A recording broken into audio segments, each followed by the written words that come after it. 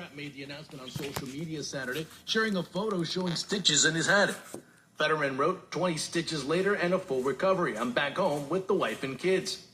A spokesman said the senator fell Thursday while taking a walk outside his home near Pittsburgh after what doctors called a ventricular fibrillation flare-up, which caused him to feel lightheaded and collapse. Pittsburgh police say a man who was found shot on Webster Avenue in the Hill District has died. Officers responded Friday afternoon and found the victim with a gunshot wound. He was immediately rushed to a hospital in critical condition, but later died due to his injuries. Investigators say the shooting remains under investigation and no arrests have been announced. Police are asking anyone with information to come forward. The most popular Thanksgiving side dish in Pennsylvania is being revealed. John Schaefer has the story. Maryland State Senator Steve Hershey is asking Governor Moore to halt state lottery sales if SNAP benefits are disrupted by the federal shutdown. Hershey says the neighborhoods most affected by SNAP cuts also have the highest per capita lottery sales and poverty rates. He calls the lottery a voluntary tax that shouldn't profit from those facing hunger. SNAP benefits could start running out Saturday if Congress doesn't act. Sample the block. It's intercepted. It's picked off by Duggar. He's got room to roam. There's a block on the play by Herdig. You can't kiss him goodbye. The Pittsburgh Steelers may be banged up, but their defense came up big in a 34-12 win over the Cincinnati Bengals at Acrisure Stadium. Kyle Duggar had a 73-yard pick six, and James Pierre added a fumble return for a touchdown. Mason Rudolph stepped in for the injured Aaron Rodgers, throwing for 127 yards and a score, helping the Steelers improve to 6-4. I'm Juan Arango, and you're up to date with Radio PA. From the Butler Radio Studios of WISR, here's a look at your local news. Good afternoon, everyone. I'm Pat Parker with a look at your local news headlines. This portion of our local news is being brought to you by LifeSteps, hiring teacher aides and developmental screeners. Learn more at lifesteps.net or call 283-1010. In our local news, crews battled a fire at a townhouse in Cranberry Township over the weekend. The fire broke out at a home in the 100 block of Bellwood Court around 12:45 Saturday afternoon. Crews arrived on scene and found smoke coming from a townhouse. They were able to knock down the fire within 30 minutes. Police had to be called to help with the homeowners, including one woman who tried to go back inside the townhouse while the fire was happening. One firefighter was injured when he cut his foot while battling the fire. Cause of the fire is not known at this time. The American Red Cross is assisting 5 people who were impacted by Saturday's fire. Police say they're searching for a suspect that stole thousands of dollars worth of wire. The theft happened in the late October at a home on Rabbit Road in Donegal Township. Police say that someone stole 12 rolls of new 10-gauge stranded wire, which is about a total of 2,500 feet. It was taken off the front porch of the home. Police estimate the value at $12,000. Investigators checked with local scrap yards, but did not have any success in locating the wire. Anyone with information is asked to call state police. Police are seeking information on a Brady Township home burglary that saw several items stolen. On October 25th, a break-in was reported at a home on the 200 block of Turk Road. Several items were taken, including a box of Playboy magazines, 10-ton bottle jack, a chain binder, and several more items. If you have any information on this theft, you should contact the State Police Butler. Incident number PA 2025 131870. PA 2025-131870. An Ohio man is facing charges in Butler County after he allegedly stole a debit and credit card in Cranberry Township. In late July, the victim reported their credit and debit card missing and received fraud alerts from PNC for $1,537. Charges were found at several Cranberry Township businesses, as well as a Sheetz in West Virginia. Police were able to connect the theft to 44-year-old Anthony Christian of Ohio. Christian has been charged with access device fraud and receiving stolen property. He's awaiting a preliminary arraignment. A Butler woman is in the Butler County Prison after she allegedly brought an illegal firearm into Butler Memorial Hospital. Police were called to the 300 block of North Washington Street last Wednesday in the city of Butler for an overdose. When officers arrived, the woman who allegedly had overdosed was walking and yelling. Officers then called an ambulance to take 19-year-old Alana Wolf to the hospital. Officers would later receive a call that Wolf was found to have a gun with a damaged serial number on her at the hospital. Once released from the hospital, Wolf was placed into custody and charged with receiving stolen property and firearms not to be carried without a license. She's being held in the Butler County Prison on $100,000 bail as she awaits a preliminary hearing. The man who died in an accident in a farm in Clinton Township last week has been identified. According to the coroner's office, 64-year-old Michael Law died due to blunt force trauma to the head and neck. The accident happened Wednesday afternoon at a farm on Cherry Valley Road. Law was driving a four-wheel off-road vehicle when that accident happened.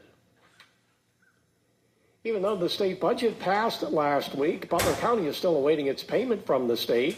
Officials say the state Treasury Department will be sending the $12.6 million owed to the county tomorrow. County officials, however, say they haven't received much information as to the details of the actual budget and how the allocations will compare to previous years. Do you have a heart for helping children learn, grow, and reach their full potential? LifeSteps is now hiring teacher aides and developmental screeners to serve children in the Butler area. Full and part-time positions available. LifeSteps offers generous benefits for full-time employees. Join a trusted nonprofit making an impact in Butler County for over 100 years. Call 724-283-1010 or apply at lifesteps.net. LifeSteps is an equal opportunity employer. Butler Transit, connecting people to places. Attention seniors 65 years or older. Sign up for your PA Transit Pass at the downtown bus terminal on West Newcastle Street. Ride your Butler Transit Authority buses all day, every day for free. Whether you have a medical appointment, shopping, or just visiting friends, let the bus take you there for free. For more information, visit us on the web at butlertransit.com. And thank you for riding the bus. Butler Transit, connecting people to places. It's now 12:15. A statewide assessment by the Department of Education presents a wide range of results for school districts in the Commonwealth. Statewide, there was a rise in proficiency scores in math on the PSSAs from 40.2% to 41.7%. However, there was a drop in English language arts scores. State officials say four-year graduation rates had a very slight increase to 88%. There's also a rise in regular attendance for the third straight year.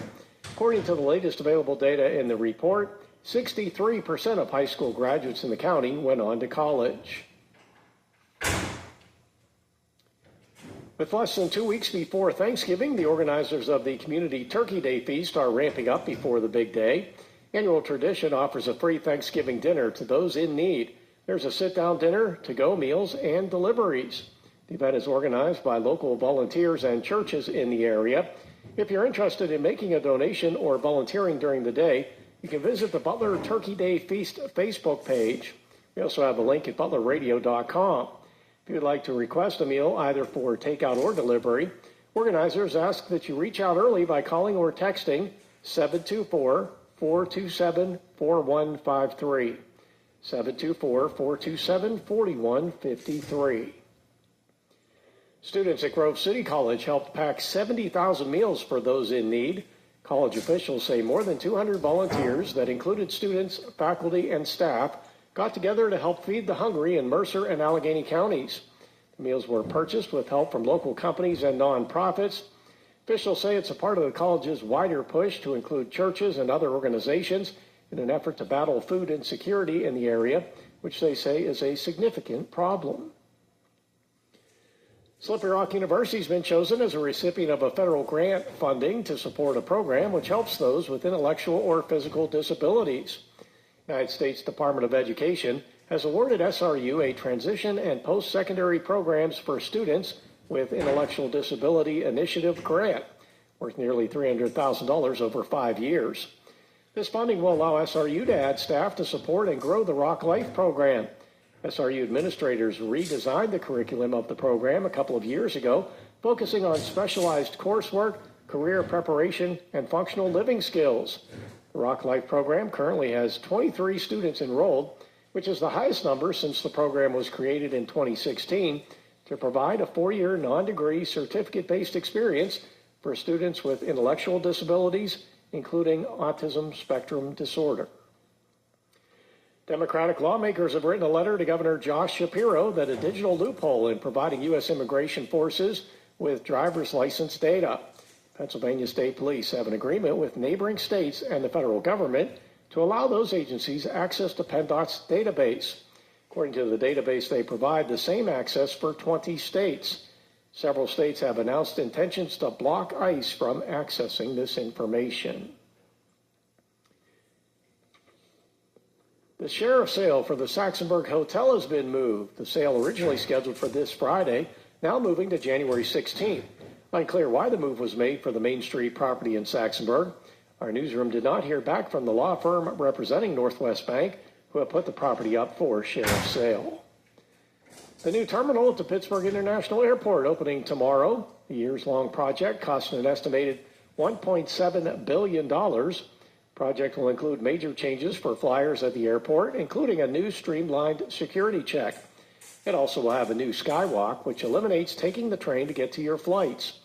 Officials with the airport believe it will offer a better experience for flyers across the board. WISR News Time coming up on 12:19. Our Daily Focus interview today will be about migraine breakthrough. Here's Bob Cupp with sports. In sports, the Pittsburgh Steelers defeated the Cincinnati Bengals 34-12 Sunday afternoon. Steelers defense returning 2 turnovers for touchdown in the game, and backup quarterback Mason Rudolph led the team on 2 long scoring drives in the second half after Aaron Rodgers injured his left wrist in the first half. The Steelers also lost running back Jaylen Warren to an ankle injury during that game. He had 62 yards on 10 carries before exiting. The Steelers improved to 6-4, and they remain a game in front of Baltimore in the AFC North. The Steelers will visit the Chicago Bears Sunday.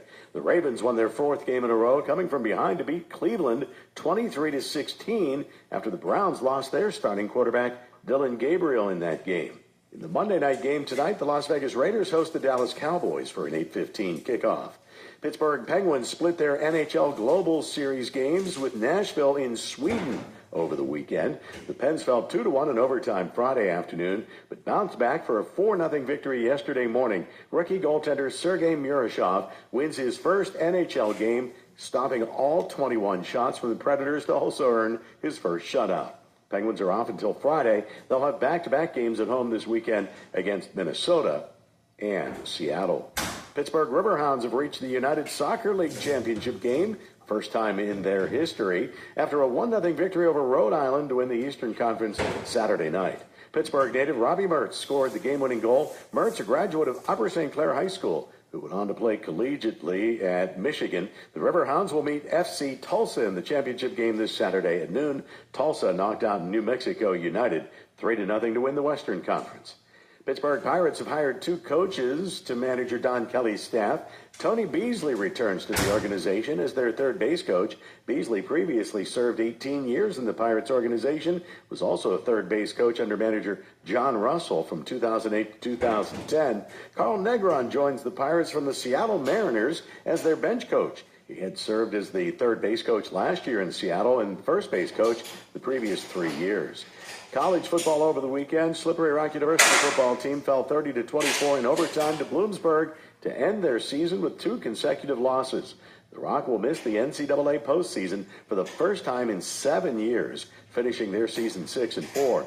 Kutztown beat IUP to win the Pennsylvania State Athletic Conference Championship. The undefeated Golden Bears were selected as the #1 seed in Super Region 1 last night. To begin the Division II playoffs this weekend, they'll host Bentley, who were the Northeast 10 Conference champions and one of 8 teams to reach the postseason. IUP is one of 3 from the Pennsylvania State Athletic Conference to reach the playoffs. They'll host Assumption Saturday. The other, the California Vulcans, made the playoffs. They'll travel to Richmond, Virginia Saturday to face Virginia Union.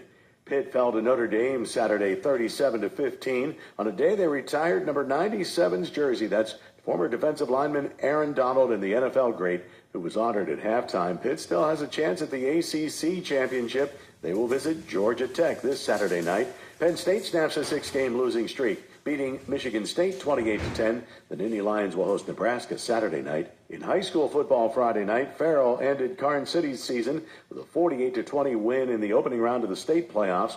Avonworth knocked out North Catholic 44-24 in the WPIAL Class AAA semifinals. There were 2 WPIAL championships over the weekend. Aliquippa downed McKeesport 21-12 to win the 4A title, while Central Catholic dominated North Allegheny to win the Class 6A championship 42-7. The rest of the WPIAL championship games will be played at Acrisure Stadium this weekend. And the Pitt men's basketball team will be hosting Bucknell tonight. Tip-off at 7 at the Peterson Event Center. That's sports. I'm Bob Gupp reporting. When you're hoping for a fun old-fashioned family Christmas, being in court can be a real Grinch. So if you think you're getting Scrooged in court, you need quality legal representation. Whether criminal, civil, or family law matters, when your life seems to be at its worst, Jay Lansing Hills is here to be at his best, making sure you have a wonderful life. For more information, visit LansingHills.com or call 724-616-1087. We have no final notes for Monday, November 17th. For more information and the latest obituaries, we invite you to our website, butlerradio.com. One owner, more options. Martin Funeral Home.